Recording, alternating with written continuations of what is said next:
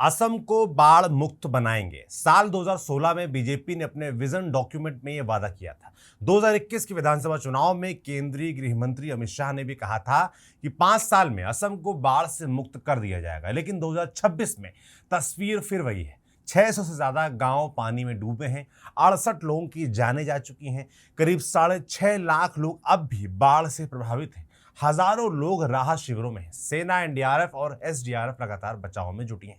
इसी बीच कांग्रेस अध्यक्ष मल्लिकार्जुन खड़गे ने केंद्र और असम सरकार पर वादे पूरे न करने का आरोप लगाते हुए पूछा है कि 10 साल बाद भी असम हर साल क्यों डूब रहा है।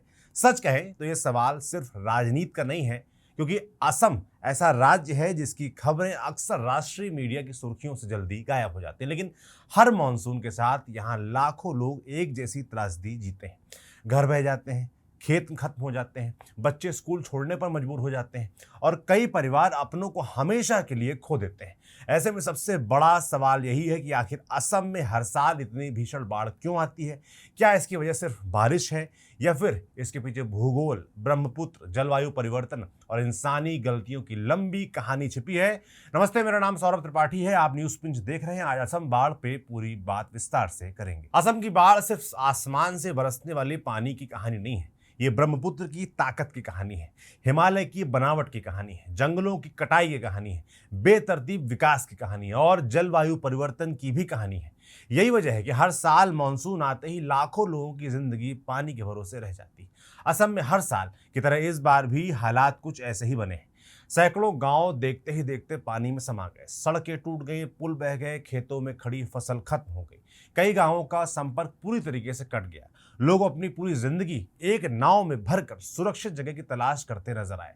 किसी के सिर पर राशन था, किसी की गोद में बच्चा, तो कोई अपने बूढ़े माता पिता को कंधे का सहारा देकर बाढ़ से बाहर निकाल रहा था। लेकिन इस बाढ़ की सबसे दर्दनाक तस्वीर एक 13 साल के बच्चे ने छोड़ दी। इंडियन एक्सप्रेस की रिपोर्ट के मुताबिक शिवसागर जिले के बामुन पुखुरी गांव का रहने वाला हरदीप पनिका 7वीं कक्षा का छात्र, अपने माता पिता की इकलौती संतान।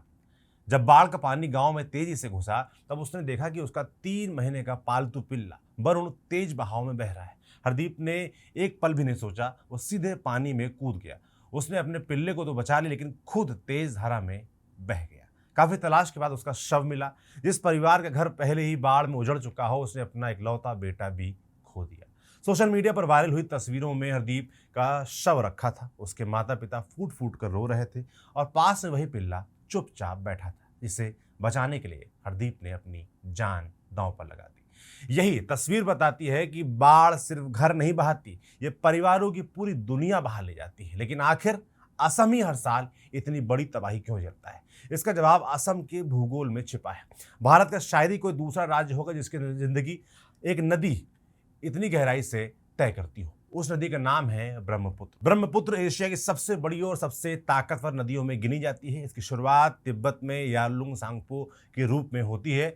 वहां से ये हिमालय को चीरते हुए अरुणाचल प्रदेश में सियांग बनती है, फिर दिबांग, लोहित और दर्जनों दूसरी नदियों का पानी अपने साथ लेकर असम में ये प्रवेश करती है। जब तक ये असम पहुंचती है तब तक इसमें ग्लेशियरों का पानी, बर्फ का पिघला पानी, पहाड़ों से उतरती नदियों का पानी और पूर्वोत्तर में हुई भारी बारिश का पानी मिल चुका होता है। यानी असम तक पहुंचते पहुंचते ये नदी अपने सबसे विशाल रूप में होती है। लेकिन सिर्फ नदी वजह नहीं है, असम की भौगोलिक बनावट भी बाढ़ को लगभग तय कर देती है। पूरा राज्य एक लंबी और सकरी घाटी में बसा है।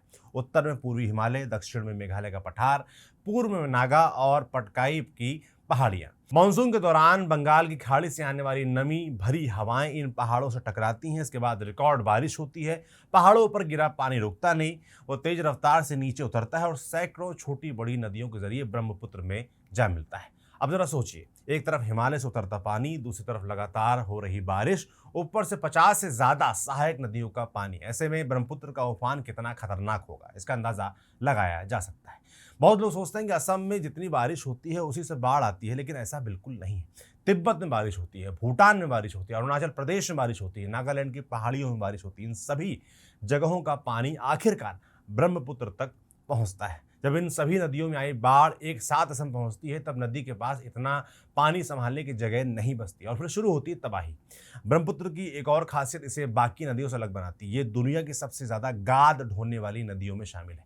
हिमालय आज भी युवा पर्वत माना जाता है। यहाँ लगातार भूस्खलन होता है, चट्टानें टूटती हैं, मिट्टी और पत्थर नदियों में गिरते हैं। ये सारी गाद धीरे धीरे ब्रह्मपुत्र के तल में जमा होती रहती है। नतीजा, नदी उथली होती जाती है, पानी समाने की क्षमता कम होती जाती है और थोड़ी ज़्यादा बारिश भी बड़ी बाढ़ में बदल जाती है। ब्रह्मपुत्र एक जगह टिक कर भी नहीं बैठती, ये हर साल अपना रास्ता बदलती रहती है, कई धाराओं में बढ़ जाती है, बीच में रेत के बड़े टापू बनते हैं जिन्हें चर कहा जाता है। यही वजह है कि तटबंधों पर हर साल दबाव बढ़ता है, कई बार वे टूट जाते हैं और कुछ ही घंटों में गांव पानी में डूब जाते हैं। लेकिन पूरी गलती प्रकृति की भी नहीं है। जानकार मानते हैं कि इंसानों ने भी इस संकट को पहले से ज्यादा खतरनाक बना दिया है। नागालैंड और असम के कई इलाकों में वर्षों से जंगल काटे गए, खनन हुआ, पहाड़ियों को खोदा गया, ईंट भट्टे बने, वेटलैंड पर कब्जे हुए, नदियों के प्राकृतिक रास्तों पर निर्माण हुआ। पहले जंगल बारिश का पानी रोक लेते थे, आज वही पानी सीधे नदियों में पहुंचता है। पहले वेटलैंड अतिरिक्त पानी सोख लेते थे, आज वहां इमारतें खड़ी हैं। पहले नदियों के पास फैलने की जगह थी, आज वहां सड़कें और बस्तियां, यानी हमने खुद भी पानी के रास्ते बंद किए हैं।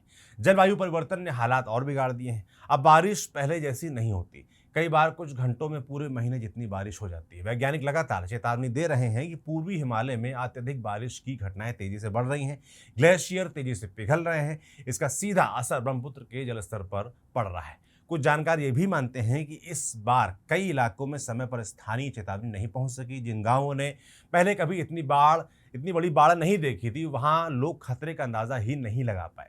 सवाल ये भी उठता है कि क्या असम को कभी बाढ़ मुक्त बनाया जा सकता है? एक्सपर्ट्स का जवाब साफ है, नहीं, कम से कम पूरी तरीके से तो नहीं, क्योंकि बाढ़ यहाँ की प्राकृतिक व्यवस्था का हिस्सा है।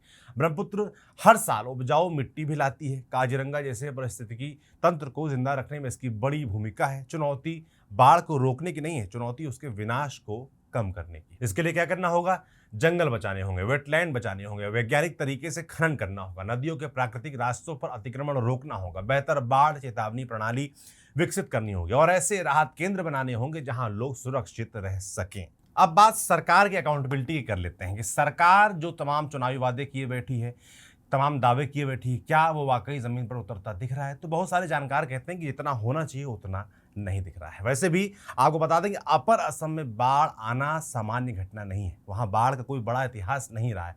हालात ये बने कि लोगों के पास वक्त पर मदद तक नहीं पहुंच पाई, लोग नेशनल हाईवे पर रहने के लिए मजबूर थे। 60 से ज्यादा लोगों को इस बाढ़ में जान गंवानी पड़ी, जैसे आपको शुरुआत में बताया। 5 लाख से ज्यादा विस्थापित हुए हैं। प्राकृतिक आपदा में मालो असबाब का नुकसान समझ में आता है, लेकिन जो जाने गई उन्हें बचाया जा सकता था, ये बार बार कहना जरूरी है। सरकार के पास पूरी मशीनरी है जिसका काम लोगों को बचाना है। मौसम विभाग है जो संभावित बाढ़ की चेतावनी जारी करता है। स्टेट और नेशनल डिजास्टर रिलीफ फोर्स है।